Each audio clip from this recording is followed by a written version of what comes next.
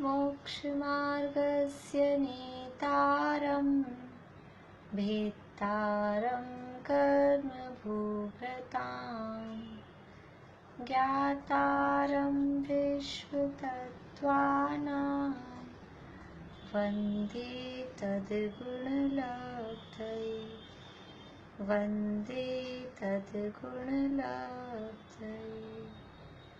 मोक्ष मार्ग के नेता एवं कर्म पर्वतों के भेदक और विश्व के सब तत्वों के ज्ञायक चेतन संवेदक सद्गुण आप समान प्राप्त हो यही भावना भा कर दे। विनय पूर्वक करूं वंदना बारंबार जिनेश्वर दे बारंबार जिनेश्वर दे। तत्वार्थ सूत्र नामक महाशास्त्र, इसके तीसरे अध्याय के आधार पर हमारी चर्चा चल रही है और तीसरे अध्याय में अधोलोक के वर्णन के बाद में अब मध्यलोक का वर्णन हम देख रहे हैं। मध्यलोक में भी जम्बूद्वीप का वर्णन लगभग काफ़ी कुछ हमने देख लिया है। जम्बूद्वीप में उसके बीचों बीच एक सुमेरु नाम का पर्वत है और सुमेरु पर्वत है वो अकेले जम्बूद्वीप का ही सेंटर नहीं है, पूरे मध्यलोक का भी और तीनों लोकों का ही सेंटर ये सुमेरु पर्वत है। और इस जम्बूद्वीप में 6 महापर्वत हैं जिन्हें छह कुलाचल कहते हैं। हिमवन, महाहिमवन, निषद, नील, रुक्मी और शिखरिंड, ये 6 पर्वत हैं। इन 6 पर्वतों पर ही 6 सरोवर हैं, पद्म, महापद्म, तिगिंच, केसरी, महापुंडरीक और पुंडरीक।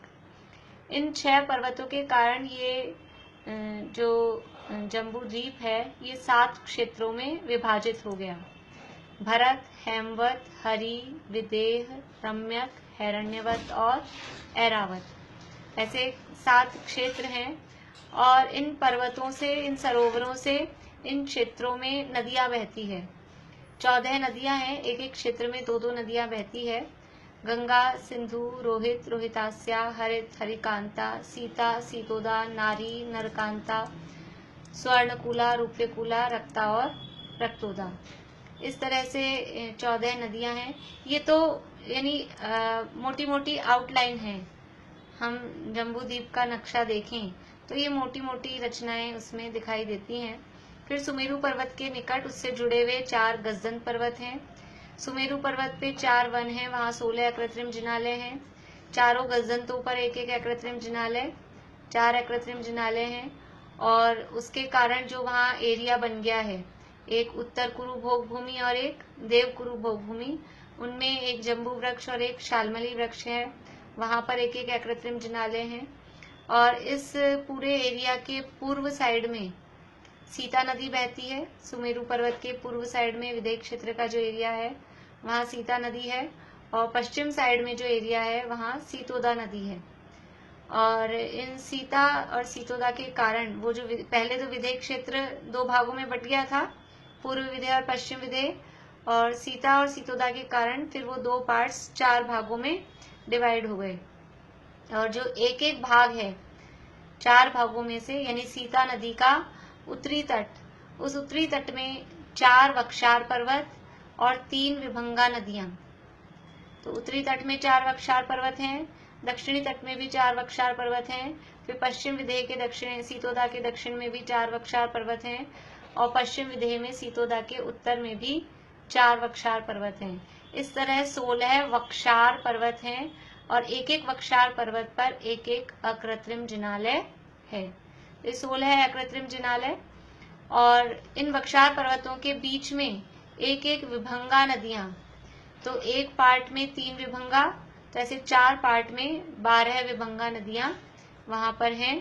और 4 बख्शार और 3 विभंगा, इनके कारण जो सीता नदी का उत्तरी तट वो 8 भागों में बट गया, सीता नदी का दक्षिणी तट वो भी 8 भागों में बट गया, सीतोदा का दक्षिणी तट भी 8 भागों में बटा, और सीतोदा का उत्तरी तट वो भी 8 भागों में बट गया। इस तरह पूरे विदेह क्षेत्र में 32 देश 32 देश हो गए, और एक एक देश में एक एक विजयार्ध पर्वत है, और उन एक एक विजयार्ध पर्वतों पर एक एक अकृत्रिम जिनालय है। तो 32 विजयार्ध पर्वत विदेह क्षेत्र संबंधी, उन पर 32 जिनालय, एक विजयार्ध पर्वत भरत क्षेत्र में, एक विजयार्ध पर्वत ऐरावत क्षेत्र में। इस तरह जम्बू द्वीप में टोटल 34 विजयार्ध पर्वत हैं और उनसे रिलेटेड 34 अकृत्रिम जिनालय हैं। और जो 6 कुलाचल हैं, हिमवन, महाहिमवन आदि, उन पर भी एक एक अकृत्रिम जिनालय है। तो 6 अकृत्रिम जिनालय कुलाचलों संबंधी हो गए। इस तरह से जम्बू द्वीप में कुल 78 अकृत्रिम जिनालय होते हैं। इतनी चर्चा अपन ने सब देखी। फिर इसके बाद में इन पर्वत क्षेत्रों से पर्वत और पर्वत से आगे वाला क्षेत्र ये दुगने दुगने विस्तार वाले हैं, इस तरह की बात देखी। विदेह क्षेत्र तक इनका विस्तार दुगना होता है और विदेह क्षेत्र के आगे फिर वापस से ये आधा आधा इनका विस्तार होता जाता है। कल हमने चर्चा शुरू की थी कि काल का परिवर्तन, इन क्षेत्रों में काल किस प्रकार से होता है, व्यवस्था कैसे होती, किस तरह की वहाँ व्यवस्था रहती है। जैसे अभी हमको यहाँ जो व्यवस्था दिख रही है, क्या सब जगह वैसा ही होता है या कुछ अलग होता है, किस तरह क्या व्यवस्था होती है, उसके लिए कल हमने सूत्र पढ़े थे। मैं सूत्र बोल रही हूँ, आप लोग अपने मन में अपने वहीं रिपीट करिएगा, अनम्यूट मत करिएगा कोई भी। भरत ऐरावतयोर वृद्धि रासो षट समयाभ्याम उत्सर्पिण्यवसर्पिणीभ्याम। आधा आधा करके बोलती हूँ। भरत ऐरावतयोर वृद्धि रासो षट समयाभ्याम उत्सर्पिण्यवसर्पिणीभ्याम।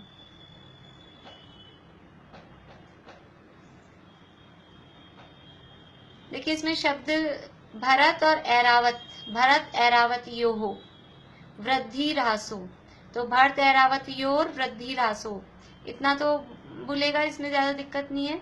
फिर षट समयाभ्याम उत्सर्पिणी अवसर्पिणीभ्याम, ये शब्द हैं।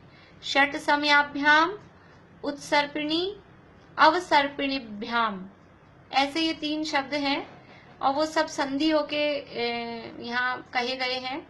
तो कोशिश करें जिनसे संधि सहित बोले तो संधि सहित ही सूत्र को बोलना चाहिए, और अगर नहीं बोलता है तो अशुद्ध बोलने की बजाय अच्छा है कि फिर हम उसको संधि विच्छेद करके शब्दों को अलग अलग करके फिर बोलें। भरत ऐरावत योर वृद्धि रासो षट समयाभ्याम उत्सर्पिण्यवसर्पिणीभ्याम।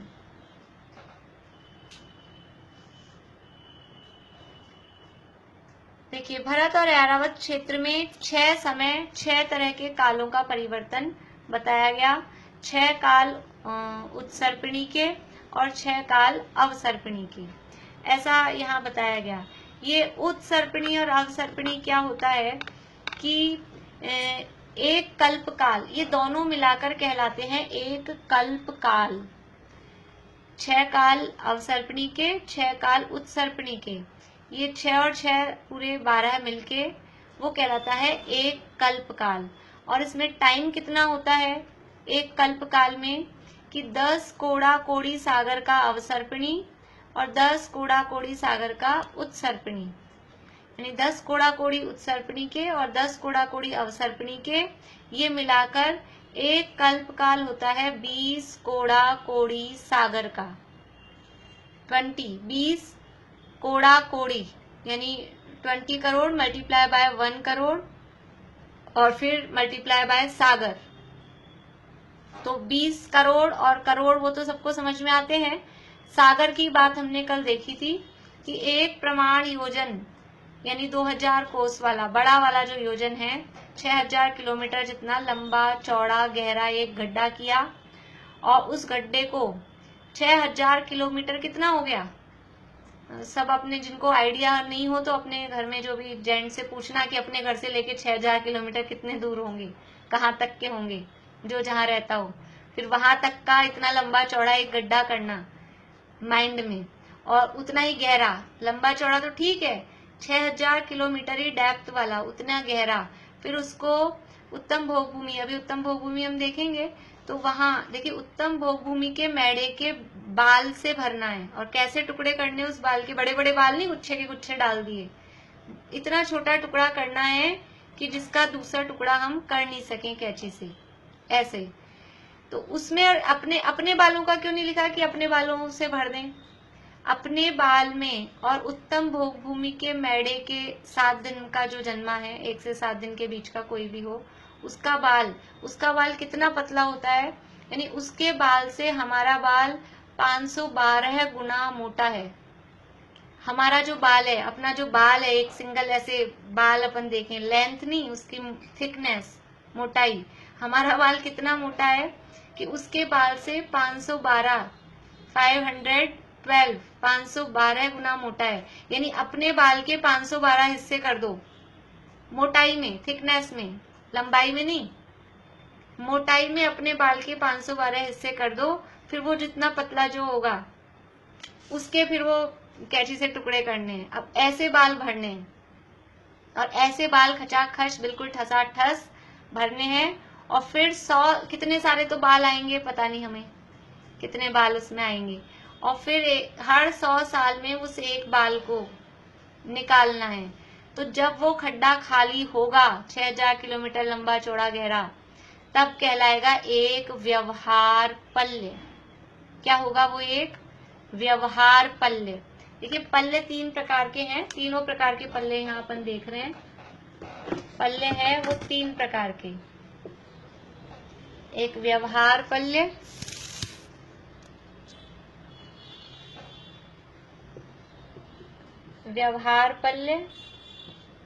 दूसरा उद्धार पल्य, और तीसरा है अद्धा पल्य।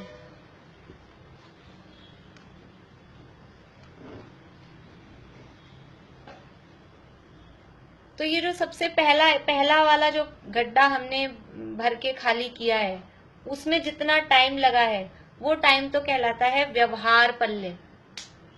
एक 6,000 किलोमीटर जितना, एक योजन, प्रमाण योजन यानी 2,000 कोस जितना लंबा चौड़ा गहरा गड्ढा किया, उसमें उत्तम भोग भूमि के मेंढे के बालों से, और जिसके दूसरा टुकड़ा नहीं हो सके, ऐसे बालों से उसको ठसाठस भरा।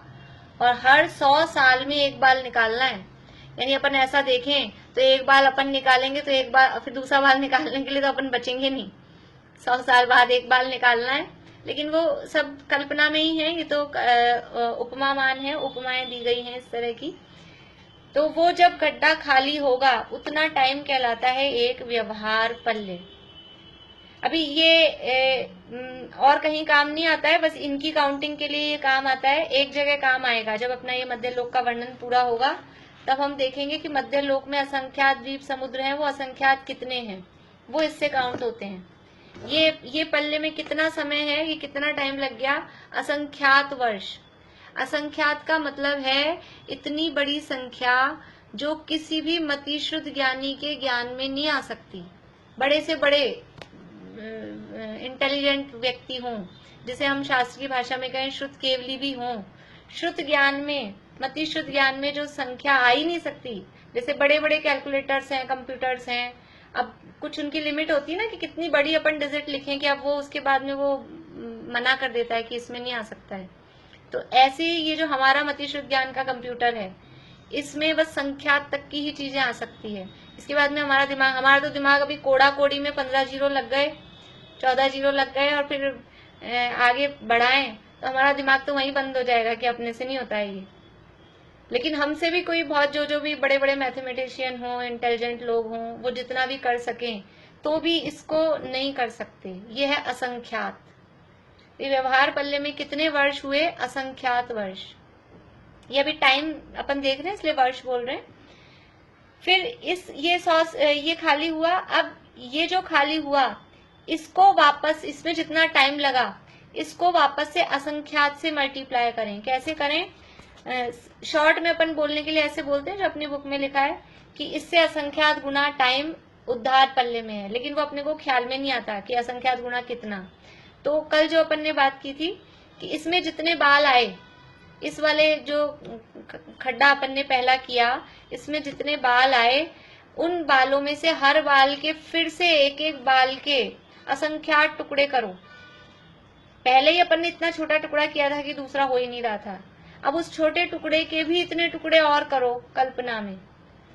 तो अब वो जितने बाल थे टोटल, एक एक बाल के असंख्यात टुकड़े कर रहे हैं, तो जितने टोटल बाल आए थे उससे असंख्यात गुना हो गए वो ज्यादा। समझ में आ रहा है? देखो अपन छोटी संख्या लेके समझें कि समझ लीजिए इसमें बाल आए थे 100, है ना? इसमें 100 बाल आए मान लीजिए। अब हर बाल के 100 टुकड़े करने, फिर से 100 बाल आए और हर बाल के 100 टुकड़े करने हैं, तो कितने बाल हो जाएंगे अब नए में दोबारा? तो इसको 100 से मल्टीप्लाई कर देंगे वापस से, क्योंकि एक एक बाल के 100 टुकड़े कर रहे हैं ना। एक बाल के 100, फिर दूसरे बाल के 100, फिर तीसरे बाल के 100, ऐसे 100 बालों के 100 टुकड़े। तो 100 से मल्टीप्लाई कर देंगे तो क्या आ जाएगा? 10,000। 10,000 आ जाएगा इसका रिजल्ट। तो इस यहाँ पे अभी जितने बाल आए उससे उतने ही गुना ये बाल यहाँ आ गए 10,000। तो टाइम कितना लगेगा वापस से? पहले हमको 100 बाल खाली करने थे, अब हमको 10,000 बाल खाली करने हैं, तो उतना ही ज्यादा टाइम लगेगा ना। 100 गुना टाइम ज्यादा लगेगा। यहाँ 100 से मल्टीप्लाई किया है। अब ये तो 100 तो अपन ने माना है, एक्चुअल में कितना करना है? असंख्यात। तो यहाँ जितना टाइम लगा उससे असंख्यात गुना ज्यादा टाइम उद्धार पल्ले में लगेगा। व्यवहार पल्ले में जितना समय लगा उस गड्ढे को खाली करने में, उससे असंख्यात गुना ज्यादा टाइम वो उद्धार पल्ले होता है। और अब उद्धार पल्ले में जितने बाल अपने पास हुए थे, यहाँ पहली बार में जितने बाल थे उसके असंख्यात गुना ज्यादा बाल उद्धार पल्ले में आ गए। अब उद्धार पल्ले में जितने बाल अपने पास में हैं, उसके वापस से एक एक बाल के असंख्यात टुकड़े करो, तो वो उससे असंख्यात गुना ज्यादा हो जाएंगे। और फिर उसको खाली करो, तो इस उद्धार पल्ले से असंख्यात गुना ज्यादा टाइम अद्धा पल्ले होता है। अपनी बुक में लिखा हुआ है, पेज नंबर कल अपन ने देखा था, कौन सा था? 1।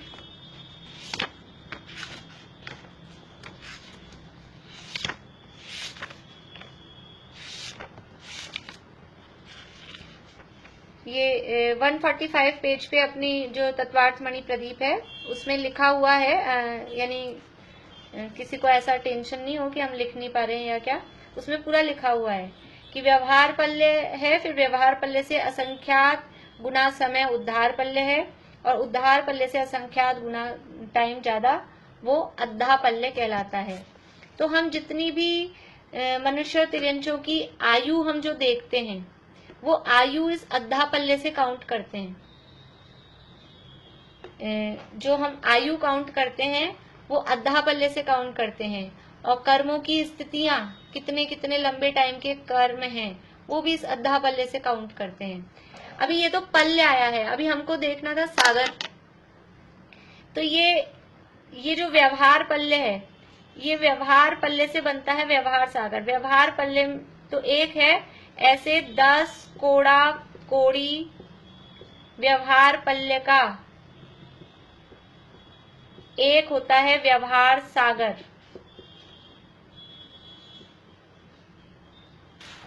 10 कोड़ा कोड़ी व्यवहार पल्ले, यानी ये एक जो व्यवहार पल्ले आया उसको मल्टीप्लाई करेंगे 10 कोड़ा कोड़ी से, तो 10 कोड़ा कोड़ी व्यवहार पल्ले का एक व्यवहार सागर होता है।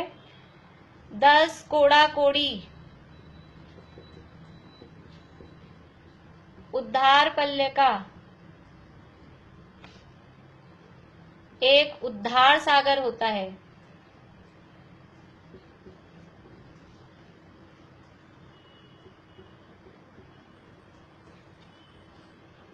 और ऐसे ही 10 कोड़ा कोड़ी अद्धा पल्लों का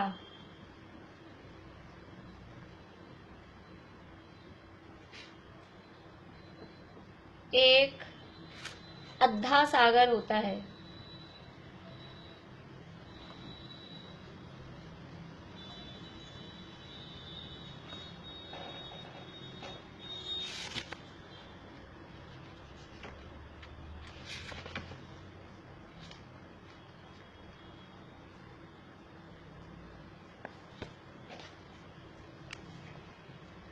तो जो भी हम, जैसे हमने जो स्थितियां देखी, नरक में 7वें नरक की आयु 33 सागर की है, तो कौन सा वाला सागर लेना है?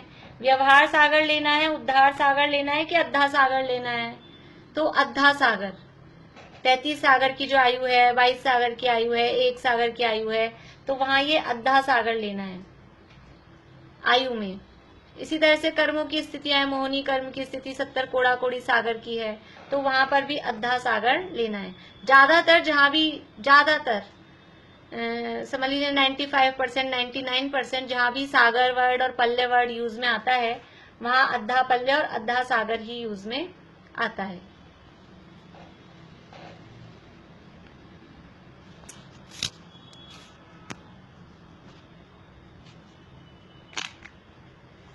आगे बढ़े। ये सबको समझ में आया? क्योंकि ये थोड़ा सा समझ में नहीं आएगा तो फिर हमको आगे की कैलकुलेशन में ऐसा लगेगा कि समझ नहीं आ रहा है। जिन लोगों का भी नहीं समझ में आया वो अभी हैंड रेज रखें। अभी मैं बंद कर रखा है मैंने, मैं बाद में, अभी 40 मिनट बाद में फिर करूंगी, वरना वो फिर चालू हो जाता है सबका। इसलिए आप लोग अपना क्वेश्चन रखें, नहीं समझ में आया होगा तो। अभी हम थोड़ा सा आगे बढ़ते हैं। ये अगर ये चीज समझ में नहीं आई है तो आप थोड़ा गर्दन हिला के बता दें कि ये नहीं समझ में आया, तो इसको अपन यहीं के दोबारा देख लें। ये इतना समझ में आया? पल्ले और सागर, जो अपन ने खड्डे वाली बात कही कि इस तरह से वो खड्डा करना है, भरना है। ये खड्डा करना भरना माइंड में है। इससे कर क्या रहे हैं? ये उसमें लगने वाला टाइम देख रहे हैं कि जितना टाइम उसमें लगेगा इतना बड़ा टाइम वो पल्ले होता है, और उससे भी 10 कोड़ा कोड़ी ज्यादा बड़ा गुना वो टाइम सागर में होता है। ऐसा वो टाइम देखने के लिए ये सारा काम हम देख रहे हैं। तो अपना हमने कल देखा था अवसर्पिणी काल, काल चक्र हम देख रहे थे, और इस काल चक्र को हम कल्प काल कहते हैं। एक अवसर्पिणी काल 6 भागों में डिवाइड होता है, उसके 6 भाग होते हैं। पहला काल को बोलते हैं सुखमा सुखमा, दूसरे को बोलते हैं सुखमा, तीसरे को सुखमा दुखमा, चौथे को दुखमा सुखमा, पांचवे को दुखमा, और छठे को दुखमा दुखमा। कहीं कहीं आपको ये नाम ऐसे सुषमा भी मिलेंगे, सुखमा की जगह सुषमा सुषमा, तो वो भी सही है, ये भी सही है, दोनों सही हैं। ऐसा सुषमा सुषमा भी लिखा हुआ मिल सकता है, दोनों नाम मिलते हैं, दोनों ऐसे सुषमा और ऐसी तरह से दुष्मा। और अपन ने जो लिखे हैं वो दुखमा सुखमा ऐसे लिखे हैं, दोनों सही हैं, कोई भी गलत नहीं है। चाहे ये याद कर लें चाहे वो याद कर लें, एक ही बात है। ये कालों के नाम हैं। तो जो पहला काल है वो 4 कोड़ा कोड़ी सागर का, टोटल एक अवसर्पिणी 10 कोड़ा कोड़ी का है, और एक उत्सर्पिणी भी 10 कोड़ा कोड़ी सागर, 10 कोड़ा कोड़ी सागर। तो पहला 4 कोड़ा कोड़ी का, दूसरा 3 कोड़ा कोड़ी का, तीसरा 2 कोड़ा कोड़ी का। ये 4, 3 और 2। फिर जो चौथा काल है वो 1 कोड़ा कोड़ी में से 42,000 वर्ष कम, और पांचवा काल 21,000 वर्ष का, और छठा काल भी 21,000 वर्ष का। ये अवसर्पिणी के कालों के नाम हमने देखे और उनका क्रम देखा। ये अवसर्पिणी किसे कहते हैं? जहां जीवों की आयु, शरीर की ऊंचाई, उनकी बुद्धि, बल, शक्ति आदि सब घटते जाएं। हम ये भी देख रहे हैं कि इनका टाइम भी कम कम होता जा रहा है। कालों का जो टाइम है वो भी कम हो रहा है। पहले 4 कोड़ा कोड़ी सागर का टाइम था, फिर 3 का हुआ, फिर 2 का हुआ, फिर 1 कोड़ा कोड़ी में 42,000 वर्ष कम हुआ, फिर 21,000, इस तरह से ये घटता हुआ जो जा रहा है।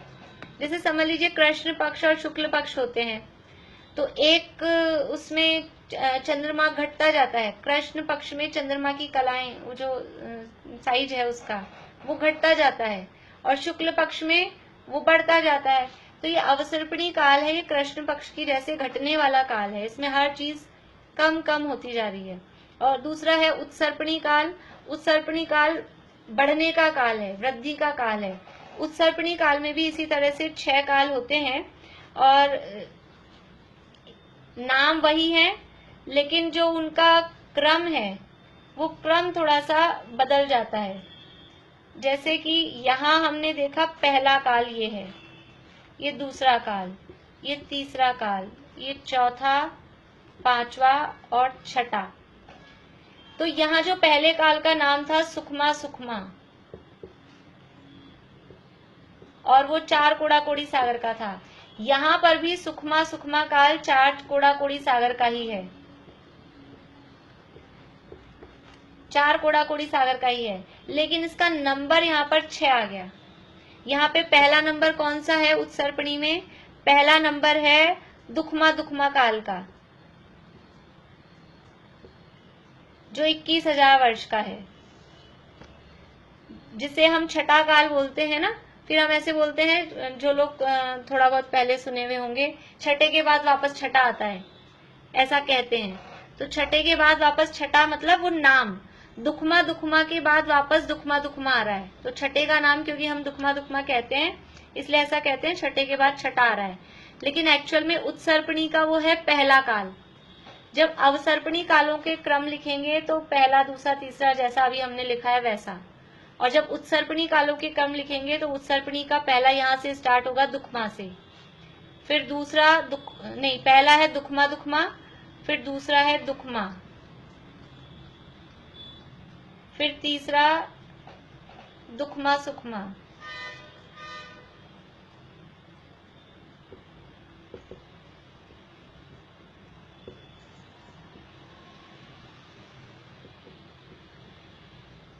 फिर चौथा काल है सुखमा दुखमा,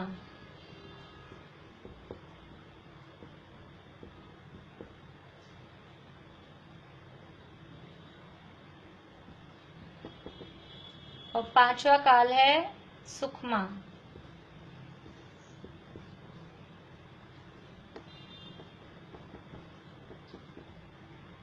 और छठा है अवसर्पणी का सुखमा सुखमा। देखिए कंफ्यूज मत होइएगा, नाम वही है, केवल नंबर अपन ने उल्टे उधर से चालू किए हैं। अगर हम नाम से मिलाएंगे उत्सर्पणी में और अवसर्पणी में, तो जो इन कालों का टाइम है वो नाम से बराबर सेम आएगा। जैसे सुखमा सुखमा काल का टाइम है 4 कोड़ाकोड़ी सागर का, तो इसमें भी उत्सर्पणी में भी सुखमा सुखमा का टाइम है 4 कोड़ाकोड़ी सागर का। अवसर्पणी में सुखमा काल का टाइम है 3 कोड़ाकोड़ी सागर का। उत्सर्पणी में भी सुखमा काल का टाइम है 3 कोड़ाकोड़ी सागर का। अवसर्पणी में सुखमा दुखमा का टाइम है 2 कोड़ाकोड़ी सागर, और उत्सर्पणी में भी सुखमा दुखमा का टाइम है 2 कोड़ाकोड़ी सागर। टाइम उतना ही है, नामों से देखेंगे तो सेम है, लेकिन जो नंबरिंग हम देंगे, क्रम जो डालेंगे, वो क्रम में फर्क है।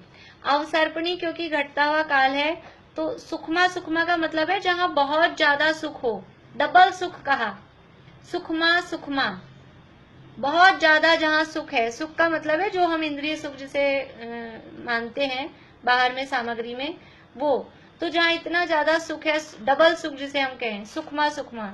फिर उससे अगला जो थोड़ा सा ये गिरावट का काल है ना, तो जो दूसरा काल आया वो दूसरा काल हुआ, उसमें सिंगल सुख रह गया, सुखमा। पहले काल में बहुत ज्यादा डबल सुख था, और दूसरे काल में, अवसर्पणी के दूसरे काल में सिंगल सुख रह गया, सुखमा। फिर जो अवसर्पणी का तीसरा काल आया उसका नाम है सुखमा दुखमा, यानी कि इसकी स्टार्टिंग के दिनों में जो प्रारंभिक काल है 2 कोड़ाकोड़ी सागर में, स्टार्टिंग के टाइम में तो सुख सुख है, लेकिन एंड आते आते थोड़ा थोड़ा दुख भी इसमें चालू हो जाता है, इसलिए इस काल का नाम कहा सुखमा दुखमा। अवसर्पणी का तीसरा काल है, उसका नाम है सुखमा दुखमा। क्यों है ये नाम? क्योंकि इसमें शुरू में, स्टार्टिंग में सुख ही सुख रहता है, लेकिन इसका अंत होते होते, इस काल का जब एंड होने लगता है तो वहां दुख शुरू हो जाता है। ये बात ध्यान रखनी है, यहाँ सुख और दुख का मतलब है बाहरी जो सामग्री जनित इंद्रिय जनित जो सुख दुख है वही बात यहाँ पर करनी है। इसके बाद में जो चौथा काल है, चौथे काल का नाम है दुखमा सुखमा। तो चौथे काल में दुखमा सुखमा मतलब पहले दुख है और बाद में सुख होता है, ऐसा अर्थ नहीं है। चौथे काल में दुख है, लेकिन क्योंकि चौथे काल में मोक्ष जा सकते हैं, ये जो दुखमा सुखमा काल है, इस काल में जीव सच्चा सुख जो प्राप्त करके पूर्ण सुख को प्राप्त कर सकता है। पूर्ण जो मोक्ष सुख है वो इस चौथे काल में दुखमा सुखमा काल में प्राप्त किया जा सकता है। इसलिए इस काल का नाम है, यद्यपि यहाँ दुख है लेकिन दुख होने पर भी पूर्ण सुख मोक्ष सुख को यहाँ प्राप्त किया जा सकता है, इसलिए इस चौथे काल का नाम है दुखमा सुखमा। फिर पांचवें काल का नाम है दुखमा। इसका मतलब है कि यहाँ दुख है, सुख है ही नहीं, दुख ही है। और छठे काल का नाम है दुखमा दुखमा, कि दुख तो था ही और दुख भी डबल है, बहुत ज्यादा जहाँ दुख है उस काल का नाम है दुखमा दुखमा। इस तरह से ये 6 काल। अब इसमें हम देख रहे हैं सुख की कमी आती जा रही है। अवसर्पणी काल है, गिरावट का काल है, ह्रास का काल है, तो इसमें सुख में भी कमी आती जा रही है। और अभी हम और देखेंगे आगे, तो जीवों की शरीर की ऊंचाई, उनकी आयु और बुद्धि वगैरह वो सब भी उनकी कम कम कम होती जाती है, इसलिए यह है अवसर्पणी काल। अब है उत्सर्पणी काल। तो उत्सर्पणी काल में क्या होगा कि वृद्धि चालू होगी, तो पहले से ही सुखमा सुखमा होगा तो फिर वृद्धि कैसे होगी, इसलिए उत्सर्पणी काल शुरू हो रहा है दुखमा दुखमा से। पहले बहुत दुख था, डबल दुख था, फिर उसके बाद में वो काल पूरा हुआ तो वो डबल दुख सिंगल दुख में रह गया दुखमा।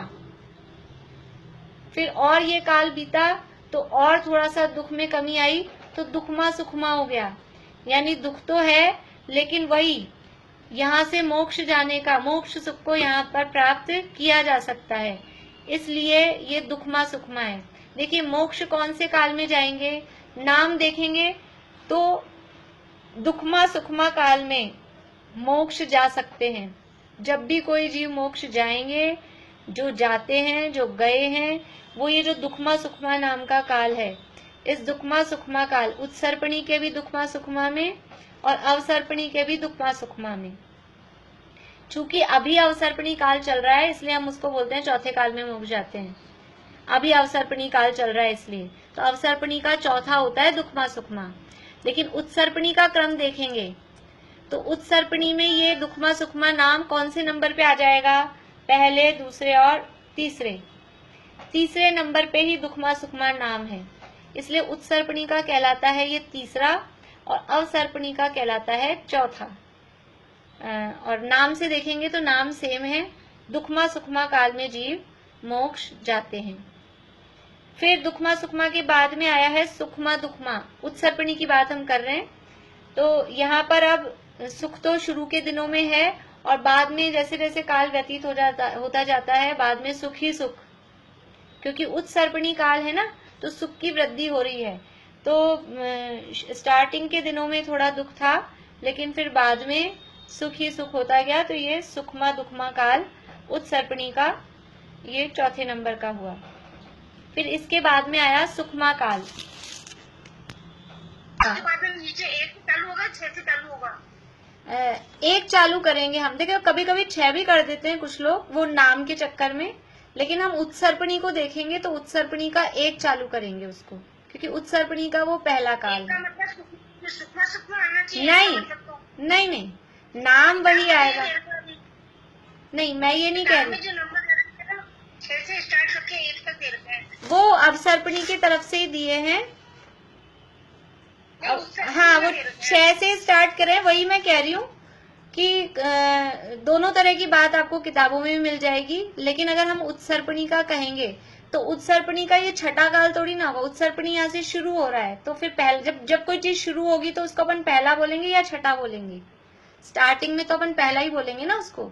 उत्सर्पणी यहाँ से शुरू हो रहा है, किताब में जो लिखा है वो नाम के हिसाब से उसको 6 ही नंबर दिया है, बहुत जगह आपको ऐसा भी नंबर मिलेगा। तो हमने दोनों तरह से समझ लिया। हम अपेक्षा, देखिए जिनवाणी में अपेक्षाकृत कथन होता है, किस तरह से हम बात कह रहे हैं।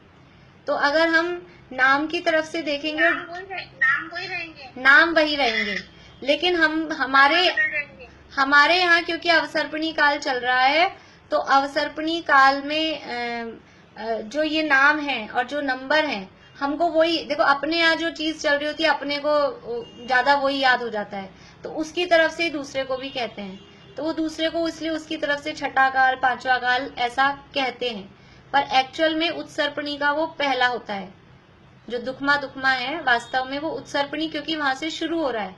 अब जब कभी कोई उत्सर्पणी काल आ जाएगा और वहां जो जीव कोई पढ़ेंगे ऐसे काल, तो वो ऐसा ही क्रम पढ़ेंगे कि पहला काल दुखमा दुखमा है, दूसरा काल दुखमा है, वो ऐसा पढ़ेंगे, तो वो अवसर्पणी के लिए फिर ऐसा कहेंगे। पहला और छठा आएगा, मतलब इधर उत्सर्पणी का छठा काल आएगा। हाँ, तो फिर नाम भी चेंज हो गए, नंबरिंग चेंज करनी, नंबरिंग हाँ चेंज करनी पड़ेगी ना, नंबरिंग। हाँ कर लीजिए। हाँ और मैं पूछूं? हाँ बोलिए अनुज। मैम ये अभी अपना 5वां काल चल रहा है। हाँ, तो अभी 5वें काल में तो कोई मोक्ष जाएगा ही नहीं। हाँ नहीं जाएंगे। और मैम ये अभी कब तक रहेगा 5वां काल? अभी 5वें काल के लगभग 2.5, जैसे महावीर भगवान को मोक्ष कितना हो गया है, 2600 पूरे नहीं हुए, जितने महावीर भगवान को मोक्ष गए हुए जितना टाइम हुआ है ना, उतना काल अभी 5वें काल का बीता है।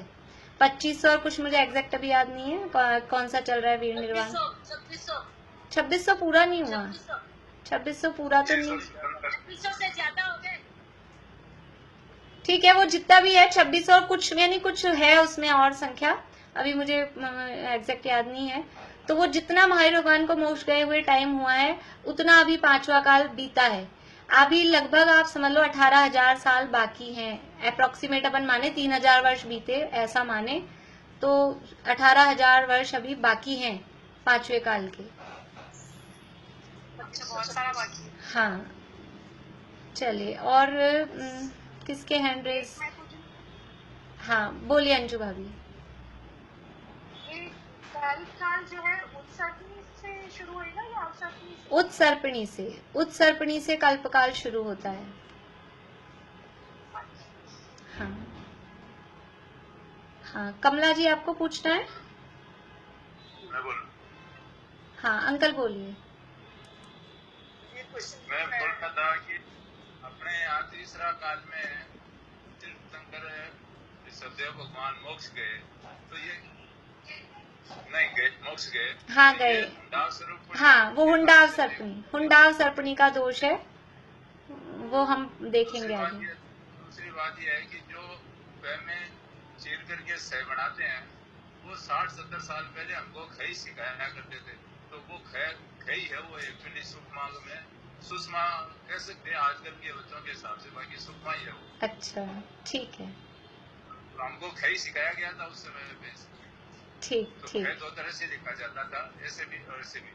तीसरी बात मैं ये कहता था कि अभी जैसे 84,000 साल बाद में प्रथम तीर्थंकर होंगे, तो ये 18,000 तो ये, यानी 18,000 छटेंगे, फिर 18,000 नहीं छटेंगे, 21,000। 21,000, हाँ 21,000 फिर पहले के, फिर 21,000 दूसरे के, हाँ, फिर ये जैसे 84,000 पूरे हो जाएंगे, तब जाकर के पहले तीर्थंकर हाँ हाँ तीसरी काल में आ जाएगा। हाँ हाँ बिल्कुल ऐसे ही है, ऐसे।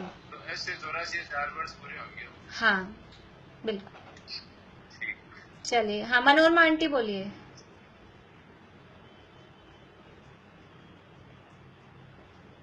मनोरमा आंटी कहाँ गई?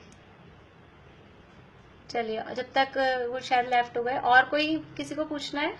नहीं है? मनोरमा आंटी आपको पूछना था?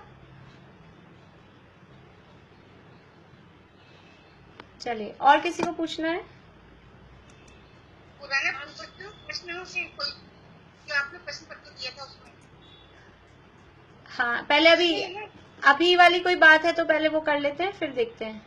भाभी हुंडा अवसर्पणी जो है वो क्यों होना चाहता है, क्या कारण हो सकता है? मतलब वो अवसर्पणी, देखिए असंख्यात अवसर्पणी काल बीतने, असंख्यात कल्प काल बीतने के बाद में एक अवसर्पणी काल ऐसा आता है जिसमें जो नॉर्मल अवसर्पणी में जो काम नहीं होते वो काम भी उसमें हो जाते हैं, तो उसको बोलते हैं हुंडा अवसर्पणी। ये दोष युक्त काल होता है, अच्छा काल नहीं है, खराब काल है।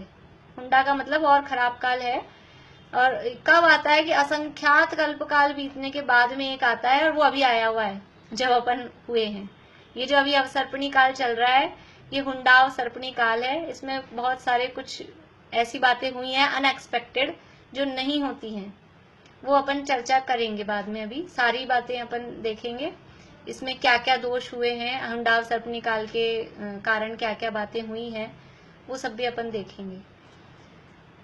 चलिए, और किसी को कुछ पूछना है? अब ये जो बनेंगे 84,000 ईयर्स के बाद में, हाँ, वो अभी 84,000 ईयर्स नरक में रहेंगे? हाँ, और जन्म हो जाएगा? नरक में, नरक में। नरक से तो आएंगे? हाँ, नरक से तो आएंगे वो? हाँ, अभी 84,000 नरक में रहेंगे पहले तीर्थंकर? हाँ, उनकी आयु उतनी है नरक में, 84,000 वर्ष की आयु है। हाँ, पारुल बोलिए। भाभी, अपने को तो दुखमा काल में जिनवाणी मिल रही है, तो अब जो काल आएगा दुखमा, उसमें जिनवाणी कैसे मिलेगी? मतलब उत्सर्पणी का जो दुखमा आएगा हाँ जी। उसमें नहीं होगा, इसीलिए थोड़ा फर्क है। अवसर्पणी में और उत्सर्पणी में थोड़ा फर्क चलेगा, क्योंकि वहां जब तक तीर्थंकर का जन्म नहीं होगा, तीर्थंकर का जन्म तो होगा दुखमा सुखमा में, तो तीर्थंकर के जन्म से पहले वहां धर्म प्रारंभ नहीं होगा, तो वहां फर्क पड़ेगा। वो अपन और अभी डिटेल करेंगे ना, तब देखेंगे वहां फर्क पड़ेगा। उत्सर्पणी के जो दुखमा काल में और अवसर्पणी के दुखमा काल में, ऐसे ही दुखमा दुखमा में भी वो थोड़ा फर्क पड़ेगा। कहने में नाम सेम है, लेकिन इसलिए वो फर्क है, वो उत्सर्पणी का है कि अवसर्पणी का है, ऐसा उसमें फर्क पड़ेगा। हाँ, शशि जी बोलिए। जैसे आपने बोला कि अभी जैसे अवसर्पणी काल में पहले सुखमा है फिर दुखमा है, तो मतलब दुख आते हैं, और अब चतुर्थ काल में सुखमा दुखमा है, तो उसमें आपने सुख इस तरह से बताया कि मोक्ष मिल सकता है, और उसमें दुख का कारण भोगों से है, और उसमें मोक्ष है सुख का कारण, ऐसे है?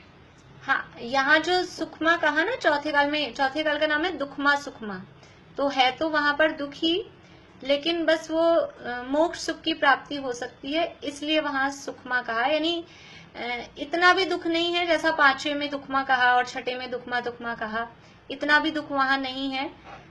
कुछ ऐसी बीच वाली जैसी स्थिति है। अभी वो दुख का अर्थ क्या और सुख का अर्थ क्या, वो भी हम कल देखेंगे कि किस बातों के लिए वहां दुख कहा गया है, किस कारणों से वहां सुख कहा गया है, वो बात अपन कल देखेंगे। हाँ, ईशा बोलिए। आपने अभी बताया कि हुंडा अवसर्पणी काल में ही ऋषभनाथ भगवान मोक्ष गए थे। हाँ, तीसरे के। हाँ, फिर अभी भी हुंडा अवसर्पणी काल चल रहा है। हाँ, तो फिर अभी कोई मोक्ष नहीं जा सकता?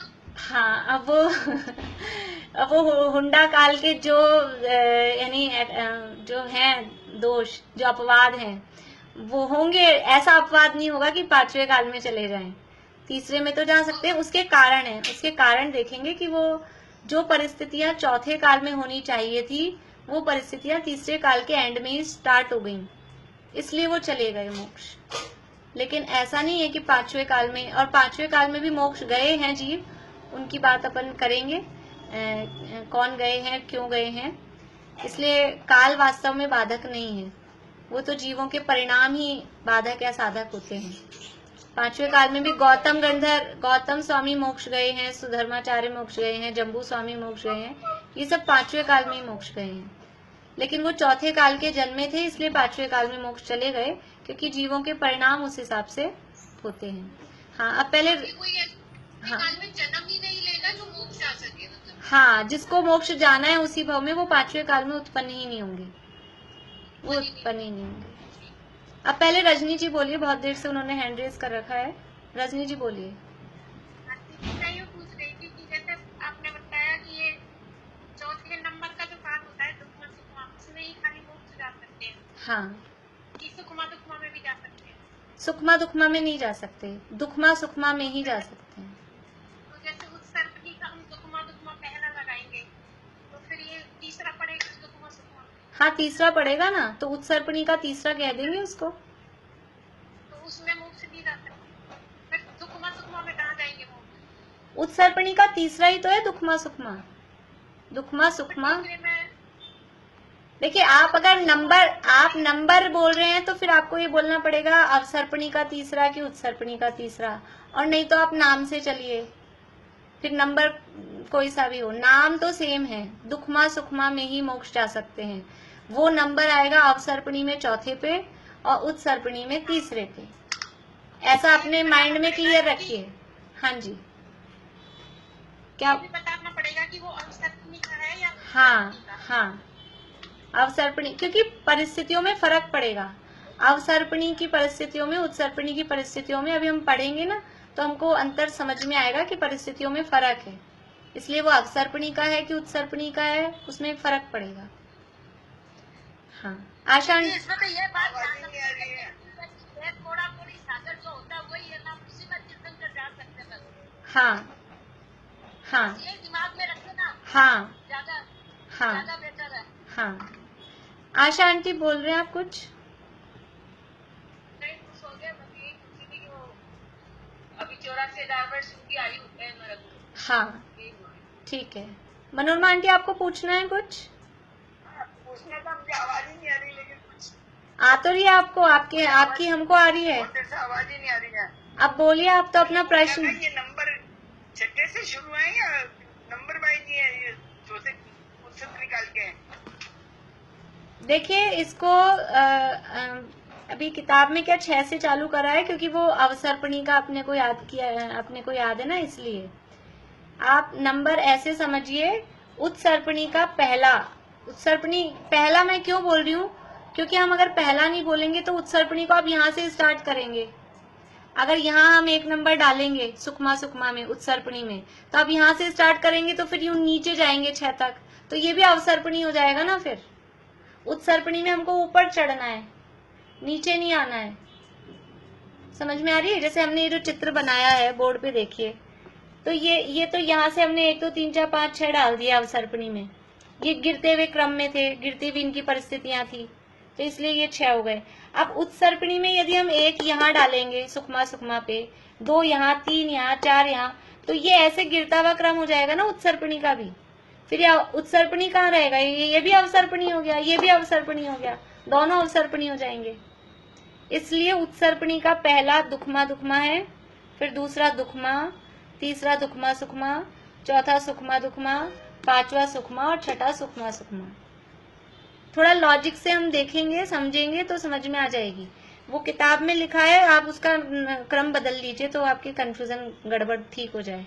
किताब में जो उत्सर्पणी का क्रम लिखा है उसमें 6 5 4 ऐसे क्रम दिए हैं, उसको आप 1 2 3 4 कर लीजिए तो समस्या नहीं रहेगी सारी। फिर किताब में पेज नंबर 164 पे उत्सर्पणी का जो क्रम दिया है, उस क्रम को आप दुखमा दुखमा में 1 डाल लीजिए, दुखमा में 2 डाल लीजिए, और दुखमा सुखमा में 3, सुखमा दुखमा में 4, सुखमा में 5 और सुखमा सुखमा में 6। फिर कोई चक्कर नहीं है। चलिए, और किसी को पूछना है कुछ? हाँ बोलिए। हाँ बोलो ईशा। ये एक सूत्र 1 से सूत्र 6 तक के क्वेश्चन आपने भेजे हैं। हाँ, तो सिर्फ 1 से 6 तक पढ़ेंगे तो ये पेपर कर पाएंगे? हाँ ठीक है। और वो एक मैंने मैसेज डाला था, उसमें एक आंसर गलत छपा हुआ है कि वो आप लोगों ने पढ़ा होगा सबने, फिर भी मैं बता देती हूँ कि वो असुर कुमार देव कौन से नरक तक जा सकते हैं। तो उसमें आंसर लिखा है चौथे नरक तक, लेकिन चौथे तक नहीं है, तीसरे नरक तक जा सकते हैं। प्राक चतुर्थ्या है सूत्र में, यानी चौथे से पहले, तो चौथे से पहले का मतलब हो गया तीसरे तक जा सकते हैं।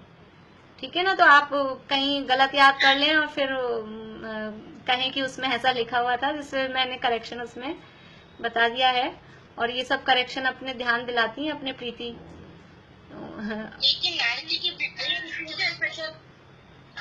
तो एक मिनट रुकिए चमेली आंटी। हाँ स्नेह जी आप बोलिए। काल चक्र तो ये उत्सर्पणी का जो उत्सर्पणी का प्रथम काल है वहां से शुरू होगा ना? उत्सर्पणी के पहले काल से। हाँ पहले काल से काल चक्र से शुरू होगा। हाँ, उत्सर्पणी से। ठीक है। हाँ चमेली आंटी बोलिए। जैसे नारकियां की आपको प्रश्न था उसमें कि नारकियां की बिक्रियां कितनी होती है, तो उसमें अपन को काउंटिंग देना पड़ेगा। अपृथक लिख रखा है आपने जैसे। नहीं, वो कितनी होती है वो प्रश्न थोड़ा ऐसा ही है। नारकियों के अपृथक विक्रिया होती है। अब वो क्या है कि छपा छपाया मुझे मिल गया, मेरे पास इतना टाइम नहीं था मैं लिखूं एक एक चीज, तो मैंने वैसे के वैसे है ना, देखी। उसमें कितनी कितनी मतलब, हाँ वो मुझे भी थोड़ा ठीक नहीं लगा था। कितनी का मतलब संख्या नहीं बतानी है। नारकियों के कैसी विक्रिया होती है, वो प्रश्न ऐसा होना चाहिए, नारकियों के कैसी विक्रिया होती है। सबको ठीक है। हाँ, तो नारकियों के अच्छा, अपृथक विक्रिया। हाँ एक ये था कि अधोलोक में कौन कौन रहता है, तो हाँ। अपन ने जैसे पहले किया था भौनवासी व्यंजन, नारकी, मातृ स्थावर, लेकिन जो त्रस्त नाड़ी आती है वो भी अधोलोक में आती है ना बीच में, तो उसमें त्रस्त जीव भी रहते हैं, तो उसको कैसे गिनेंगे? तो त्रस जीव है ना, नारकी और भवनवासी व्यंतर वो त्रस ही तो है। जो नारकी है वो त्रस है कि नहीं है? अच्छा, वो सब त्रस ही तो है, हाँ, तो त्रस जीव रहते हैं उसमें। हाँ हाँ, ठीक है। अलग से मतलब नहीं करके उतने कर लिया अपन। हाँ त्रस्त नाड़ी में दीदी स्थावर भी तो रहते हैं ना? हाँ, स्थावर भी रहते हैं, तो पांचों स्थावर तो लिखा ही है उसमें साथ में, पांचों स्थावर तो है ही। और फिर त्रस जीव जो भी जहाँ नारकी हैं या जैसे भी जहाँ रहते हैं वो उस हिसाब से रहते हैं। जैसे क्वेश्चन है त्रस्त नाड़ी में खाली रहते तो फिर गलत हो गया ना। हाँ हाँ, त्रस नाड़ी में मात्र त्रस जीव ही रहते हैं तो वो गलत हो गया। त्रस भी रहते हैं, स्थावर भी रहते हैं। सही। एक प्रश्न था दूसरे नरक से मोक्ष जा सकते हैं या इन तीनों से जा सकते हैं? अंकल फिर से बोलिए, वो कुछ लोग बीच में बोलने लग गए तो मुझे आवाज नहीं आई। एक प्रश्न था कि दूसरे नरक से मोक्ष जा सकते हैं, तीसरे से जा सकते हैं, चौथे से जा सकते हैं या इन तीनों से जा सकते हैं उपरोक्त में सभी, तो ये इसका आंसर क्या आएगा? उपरोक्त में सभी। हाँ, और दूसरे नरक से मोक्ष नहीं जा सकते, दूसरे नरक से निकल कर। शॉर्ट नरक से निकल कर। हाँ, शॉर्ट में हम ऐसा ना कर दें कि दूसरे नरक से मोक्ष भेज दें, ऐसा नहीं हो जाए। ठीक है, उपरोक्त में सभी आएगा। हाँ हाँ। एक ही लोग के उत्तर दक्षिण की मोटाई कुछ समझ में नहीं आई, थोड़ा सा बैठा नहीं माइंड में, आपने पहले बताया। उस दिन आपने कहा था आ गया, मैंने आपको वो बुक्स रख के दिखाया था। नहीं बिल्कुल आप समझ में आ गया था। उत्तर सामने से तो समझ में आ रही, साइड में से जो आ रही है ना, देखिए ये किताब है ना, ये सामने है, ये पूर्व पश्चिम, ठीक है, और ये है ऊंचाई, ये ऊंचाई है, ये पूर्व पश्चिम से हम चौड़ाई बोलते हैं। अब ये ऐसे रखा हुआ है, हम नक्शे में बनाते हैं, तो ये तो पूर्व पश्चिम कहते हैं। उत्तर दक्षिण किसे कहते हैं हम नक्शे में? जो ये अंदर का हिस्सा है, उत्तर दक्षिण नक्शे में ऐसे ही बताते हैं ना। ये 3 डायमेंशन में है ना, ये तो कहलाएगी ऊंचाई, ये तो है ऊंचाई, और ये है चौड़ाई, और ये है इसकी, ये उत्तर दक्षिण कहलाता है। ये उत्तर दक्षिण, उसको मोटाई बोलें या गहराई बोलें, ये जो मोटाई है इसकी, तो ये मोटाई लोग की लंबाई और गहराई लिख रखा आपने। देखिए वो फर्क पड़ता है, किसी चीज में उसको लंबाई बोलते हैं, किसी में मोटाई बोलते हैं। वो 3 डायमेंशन में अलग अलग चीजों में अलग अलग शब्द यूज लेते हैं, इसलिए वो तीनों शब्द मैंने लिए हैं। आप तो समझ लीजिए लोक की गहराई, वो गहराई उत्तर दक्षिण होती है, और वो सब जगह 7 राजू है। जो लोक की डेप्थ है वो सब जगह 7 राजू है।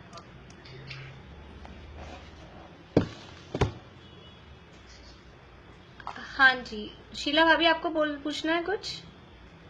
वो जो त्रस नाली का प्रश्न है ना, कि त्रस नाली में सिर्फ त्रस जीवी रहते हैं, तो स्थावर भी रहते हैं, तो वो तो हाँ या ना में देना था आंसर। हाँ, तो देखिए हाँ और ना के प्रश्नों में आपको क्या देखना है? जो वाक्य दिया है वो एक वाक्य है, एक स्टेटमेंट है। अब वो वाक्य, वो कथन सही है या नहीं, ये देखना है आपको। आपको अपना कथन सही कैसे है? त्रस नाली में मात्र त्रस जीव ही रहते हैं, मात्र शब्द लगाया है, मात्र तो फिर ये कथन गलत हो गया। तो ना, आपको हाँ ना में गलतियां हो जाती है। आपको कैसे देखना है हाँ ना वाले प्रश्नों में, कि उस वाक्य को देख के ये वाक्य सही है या गलत। आपको उसमें ऐसा अपना आंसर नहीं लगाना है। आप अपना आंसर लगा देते हैं तो वो हाँ और नहीं करके कुछ भी उल्टा पुल्टा आंसर हो जाता है, वो गलत हो जाता है। आपको उस वाक्य को देखना है, वो वाक्य सही है तो हाँ और वो वाक्य गलत है तो ना, बस इतना। दीदी सर्पनी और सर्पनी का चौथा काल ही होना चाहिए, मतलब नाम चाहे सुकमा सुकमा हो या सुकमा सुकमा हो। अब आपको बता तो दिया भाई, इधर से चलेंगे तो तीसरे पे आएगा ना। कल करेंगे, कल और देख लेंगे, कल परसों जब भी दोबारा, कल तो अपन रिवीजन करेंगे, परसों पेपर है तो कल आप लोग अच्छे से पूरी तैयारी कर लीजिएगा ताकि जो आपको समस्या हो वो आप पूछ सकें, कुछ चीजें मैं पूछ सकूं, तो फिर परसों। हाँ 1 मिनट, कांता आंटी पूछ रही है, 1 मिनट, बाकी सभी लोग म्यूट होइए, एक एक करके मैं, आप लोग हाथ खड़ा कर लीजिए बस। हाँ कांता आंटी बोलिए।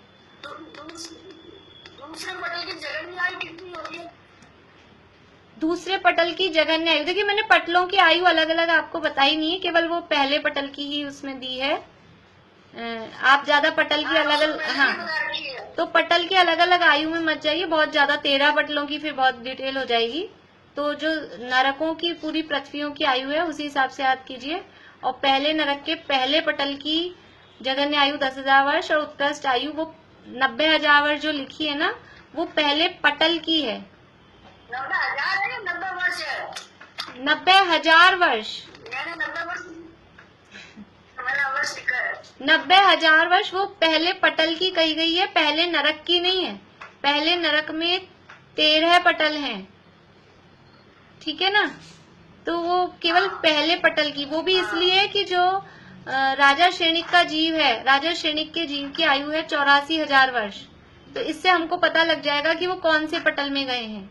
84,000 वर्ष उनकी आयु है, तो वो पहले पटल में होंगे क्योंकि पहले पटल में ही इतनी आयु होती है, इसलिए वो एक बस खाली मैंने आपके नॉलेज के लिए उसमें छोड़ा था।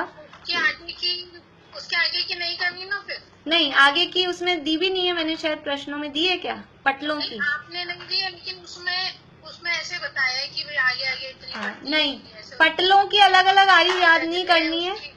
जो अपने सूत्र में आयु दी है नरकों की, पहले नरक की जघन्य आयु 10,000 वर्ष, उत्कृष्ट आयु 1 सागर, फिर दूसरे नरक की जघन्य आयु 1 सागर, उत्कृष्ट आयु 3 सागर, ऐसे ही आपको याद करनी है। पटलों की अलग अलग से आयु याद नहीं करनी है, ठीक है ना। अलग अलग बहुत ज्यादा डिटेल में फिर वो कंफ्यूजन ज्यादा हो जाता है, इतनी डिटेल अपने को नहीं करनी है। परसों कहाँ तक है एग्जाम है भक्ति? 1 सूत्र से 6 नंबर सूत्र तक, और अधोलोक का जो भी वर्णन है, मैंने जो नोट्स थोड़े भेजे हैं उनको भी, उसमें मेन आपको वो देखना है, वो गति आगति, नरक से निकल के कहाँ जा सकता है और कौन सा जीव कौन से नरक तक जा सकता है, वो नोट्स में। बाकी तो सिंपल बातें हैं, अपनी जो किताब में है उतनी बातें उसमें भी हैं। जो बातें अपनी बुक में है वो बुक से ही पढ़ लीजिए, तो सिमिलर रहेगा आपको पढ़ने में। मधु बोल रही हूँ, मैंने वो पाठशाला वाला तो कर तो लिया, पर मेरे में आपका कुछ आया ही नहीं। मैं भाई वर्षा से कनेक्ट। आपने कब ज्वाइन किया है? कल करा है।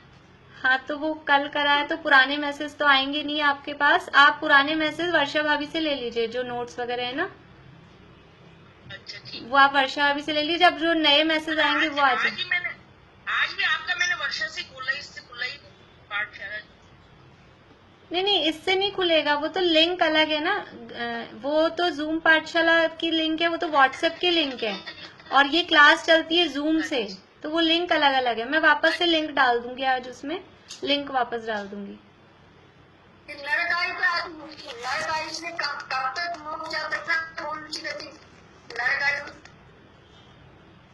नरक आयु, आंटी आपका प्रश्न समझ नहीं आ रहा मुझे। अगर पहली दूसरी तीसरी चौथी नरक आयु कौन सी नरक आयु से मोक्ष जा सकता है? देखिए ऐसा नहीं है प्रश्न, नरक आयु से मोक्ष नहीं होता है किसी को भी। कौन से नरक से निकलकर जीव सीधा मोक्ष जा सकता है, प्रश्न ऐसा है। कौन से नरक से निकलकर, हाँ तो आप प्रश्न को गलत करेंगे फिर सब गड़बड़ हो जाएगी ना। पहले से निकल के भी जा सकता है, 1 मिनट रुकिए कुसुम जी, 1 मिनट रुकिए। पहले से निकल के भी जा सकता है, दूसरे से, तीसरे से और चौथे से। चौथे नरक तक वहां से निकलेगा तब मोक्ष जाएगा, वहां में बैठा बैठा मोक्ष नहीं जा सकता। चलिए कुसुम जी बोलिए, इसके बाद में फिर बेला जी बोलेंगे, और अब बहुत टाइम बहुत हो गया है, जल्दी बोलिए कुसुम जी। ये मध्य लोक का विस्तार कितना है? मध्य लोक का विस्तार कितना है? मध्य लोक का विस्तार एक राजू, एक राजू बाय एक राजू। हाँ कुसुम जी आप बोल रहे हैं? लोक का विस्तार कितना है? आंटी एक राजू, आपको आवाज नहीं आ रही है। कुसुम जी बोलिए। भाभी ऊंचाई कितनी हो जाएगी फिर? वर्षा भाभी रुकिए, मैंने कुसुम जी का नाम लिया है, बहुत डिस्टरबेंस हो जाता है ऐसे, मैं नाम ले रही हूँ, बोलिए कुसुम जी।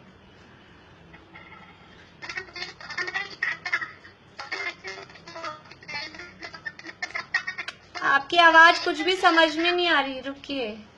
और कोई अनम्यूट है क्या? सभी लोग म्यूट हो जाइए, अब बोलिए कुसुम जी।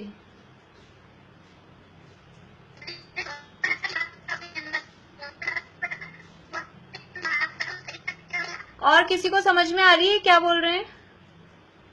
आपकी आवाज समझ में नहीं आ पा रही है, आज आप कल पूछिएगा या तो अभी थोड़ी देर बाद में देखते हैं। नहीं समझ नहीं आ रही है। हाँ बेला जी बोलिए पहले, बेला जी।